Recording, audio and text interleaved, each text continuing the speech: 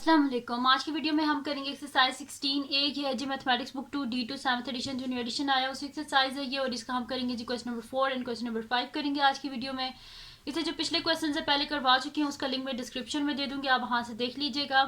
और अगर अभी तक आपने मेरा चैनल सब्सक्राइब नहीं किया तो उसको सब्सक्राइब कर दीजिए और बेल आइकन को लाजमी प्रेस कर दीजिएगा ताकि आपको न्यू आने वाली वीडियोज़ के बारे में पता चल सके।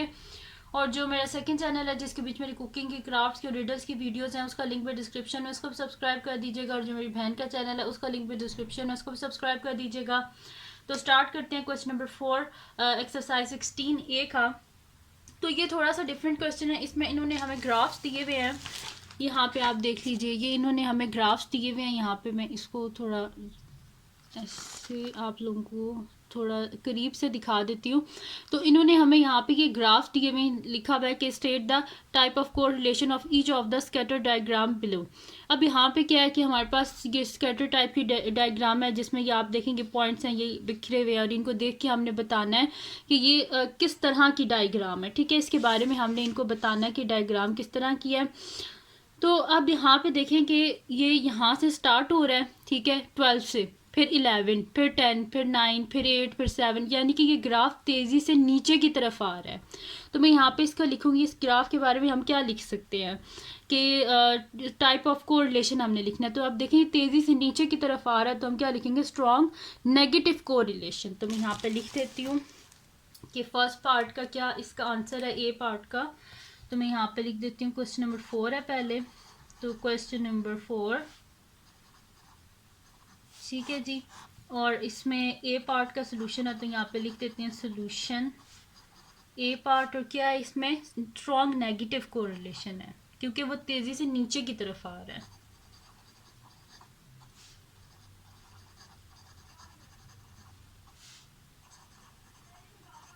स्ट्रॉन्ग नेगेटिव कोरिलेशन, ठीक है। तो फर्स्ट पार्ट में क्या है हमारे पास, स्ट्रॉन्ग नेगेटिव कोरिलेशन। अब चलते हैं नेक्स्ट की तरफ और देखते हैं वहाँ पे क्या है। तो जो नेक्स्ट फिगर है वो ये है हमारे पास। यहाँ पे मैं इसको आप लोगों को जूम करके दिखा देती हूँ।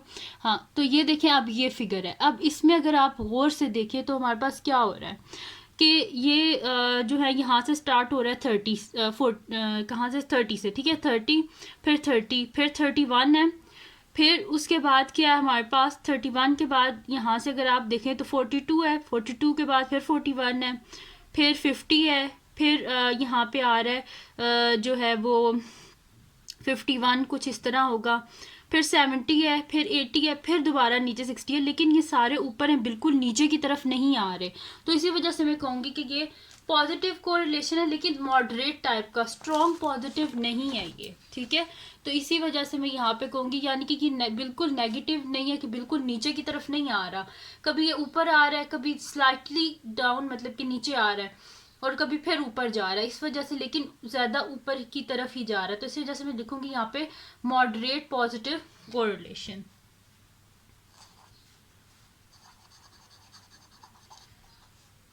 सोल्यूशन बी पार्ट, तो मैं यहाँ पे लिखूंगी मॉडरेट पॉजिटिव कोरिलेशन। अब चलते हैं इसके नेक्स्ट पार्ट की तरफ जो कि सी पार्ट है। तो मैं यहाँ पे लिख देती हूँ सोल्यूशन सी पार्ट, ठीक है जी। तो सी पार्ट है, तो सी पार्ट की तरफ चलते हैं। ये मेरे पास सी पार्ट आ गया।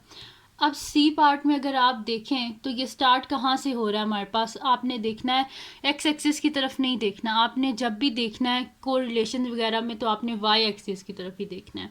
तो यहाँ पे देखिए पहले क्या है, 5 से नीचे है, फिर 5 है, फिर 5.5, फिर 10, फिर मतलब कि कुछ 12 है, फिर 15, फिर 16, फिर 20, यानी कि स्ट्रांगली ये ऊपर की तरफ ही जा रहा है। यानी कि एक दफ़ा भी कोई ऐसा यहाँ पे नहीं है पॉइंट कि जो नीचे की तरफ आया हो, सारा ये ऊपर की तरफ ही जा रहा है। इसका मतलब है क्या है, ये ऊपर यानी कि पॉजिटिव वैल्यू जा रहा है, वाई की पॉजिटिव वैल्यू, यानी कि नीचे की तरफ ये बिल्कुल भी नहीं आ रहा है। ऐसे नहीं है कि एक जगह पे 10 है तो फिर 5 हो गया, यहाँ पे अगर 5 है तो अगला 5.5 ही होगा, यानी कि नीचे की तरफ पॉइंट्स नहीं आ रहे, ये ऊपर की तरफ ही जा रहे हैं। तो इसका मतलब है ये क्या है मेरे पास, स्ट्रॉन्ग पॉजिटिव कोरिलेशन। तो यहाँ पे लिख देते हैं स्ट्रॉन्ग पॉजिटिव पॉजिटिव कोरिलेशन। ठीक है जी, ये हो गया। अब करते हैं इसका नेक्स्ट पार्ट जो कि डी पार्ट है, तो मैं यहाँ पे लिख देती हूँ सोल्यूशन डी पार्ट। ठीक है, तो डी पार्ट क्या है इसको देख लेते हैं हम यहाँ से। तो डी पार्ट में क्या है हमारे पास कि यहाँ पे अगर आप देखें तो एरोज हैं सारे बिखरे हुए हैं। जब बिखरे हुए हैं तो इससे हम क्या कह सकते हैं कि ऊपर आ रहे हैं, नीचे आ रहे हैं, पॉजिटिव है, नेगेटिव है, हमें इससे कुछ पता नहीं चल रहा। तो इसी वजह से जब कुछ पता नहीं चल रहा यानी कि यहाँ पे कोई कोरिलेशन नहीं है। तो मैं फिर लिख देती हूँ यहाँ पे कि no correlation observed, no correlation observed. अब चलते हैं इसके नेक्स्ट क्वेश्चन की तरफ जो कि हमारे पास है इसका क्वेश्चन नंबर 5। तो क्वेश्चन नंबर 5 को देख लेते हैं कि उसमें हमारे पास क्या आएगा। तो उसमें भी ग्राफ है, तो मैं नेक्स्ट शीट ले लेती हूँ और उस पर हम इसको कर लेते हैं। तो यहाँ पे ये नेक्स्ट शीट आ गया। अब क्वेश्चन नंबर 5 हमने करना है, तो मैं यहाँ पे लिख देती हूँ क्वेश्चन नंबर 5। क्वेश्चन नंबर 5 इसको मैं रेड से कर देती हूँ ताकि आप लोगों को पता चल जाए कि यहाँ से स्टार्ट हो रहा है इसका क्वेश्चन नंबर 5। ठीक है जी, तो ये क्वेश्चन नंबर 5 है। अब क्वेश्चन नंबर 5 का मैं आपको ग्राफ दिखा देती हूँ और फिर बता देती हूँ कि इसको करना किस तरह है। तो ये आ गया हमारे पास इसका ग्राफ। ठीक है जी, तो यहाँ पे ये ग्राफ है और ग्राफ के नीचे इन्होंने क्या लिखा हुआ है कि using a line of best fit estimate the monthly income earn by an individual with 18 years of experience. अगर किसी के पास 18 ईयर्स का एक्सपीरियंस है तो हमने बताना है कि उसके जो है ना मंथली इनकम कितनी होगी। ठीक है, तो यहाँ पे ये मेरे पास 15 है। अगर आप यहाँ से मैं आपको और करीब से दिखाती हूँ। ठीक है, तो ये मेरे पास अगर 15 है, 16, 17, तो ये मेरे पास 18 होगा ना, ये पॉइंट है ना, 15, 16, 17, ये 18।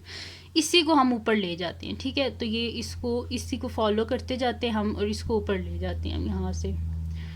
तो ये ऊपर आके ये पॉइंट आया। ठीक है, ये पॉइंट आया। अब इस पॉइंट को मैं इस साइड पे ज्वाइन कर देती हूँ।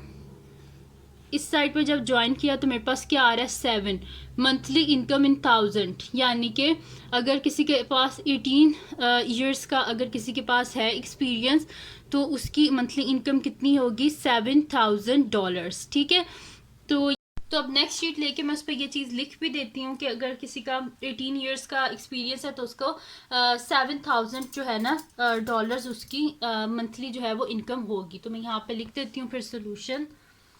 तो यहाँ पे लिख देते हैं सोल्यूशन 5th पार्ट। तो यहाँ पे मैं लिख देती हूँ,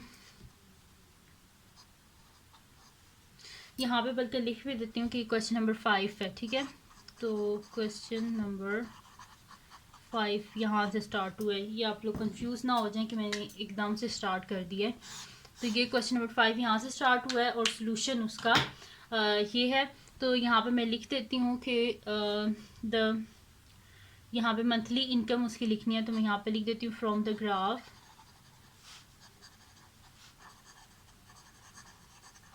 ग्राफ द मंथली इनकम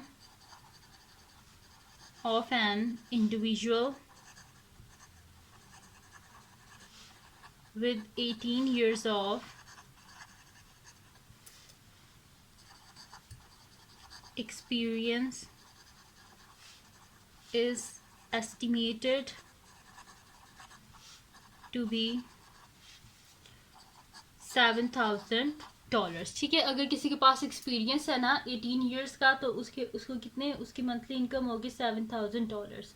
और अगर आप ऐसे लिखना चाहते हैं तो सिंपल ये भी लिख सकते हैं कि from the graph 18 years experience is equal to $7,000।